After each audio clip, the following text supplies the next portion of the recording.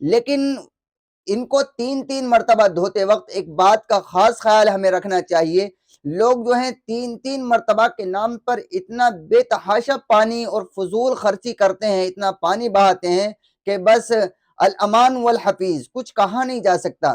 لوگ بنا بات ہی دھوتے چلے جا رہے ہیں۔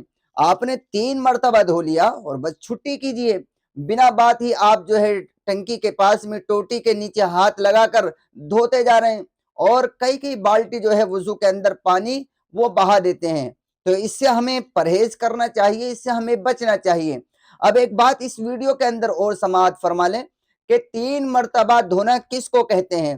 تو دیکھیے، میں اپنا جس طرح وضو کر رہا ہوں اور وضو میں منہ دھو رہا ہوں، تو جیسے میں اپنے ہاتھوں میں پانی لوں گا اور پہلی مرتبہ میں نے ہاتھ میں پانی لے کر اپنے منہ کو دھویا، تو منہ کو پہلی مرتبہ پانی لینے سے میں اچھی طرح دھو لوں، اور اس طرح دھو لوں کہ میرا پورا منہ دھل جائے پہلی مرتبہ میں، ایک بال کے برابر بھی خشک نہ رہے۔ یہ 1 مرتبہ دھونا ہو گیا۔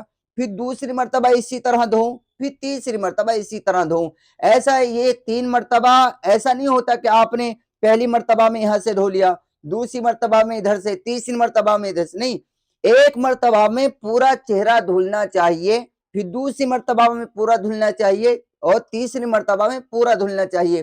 اسی طرح ہاتھوں کو، ہاتھ پہلی مرتبہ میں پورے دھلنے چاہیے، دوسری مرتبہ میں، تیسری مرتبہ میں، اسی طرح پیر کا بھی ہے۔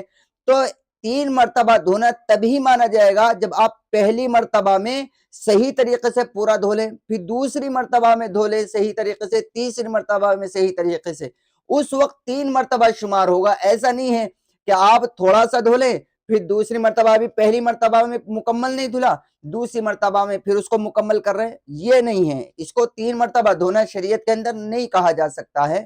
اس لیے امید ہے کہ یہ ویڈیو آپ کو اچھی طرح سے سمجھ میں آئے گی۔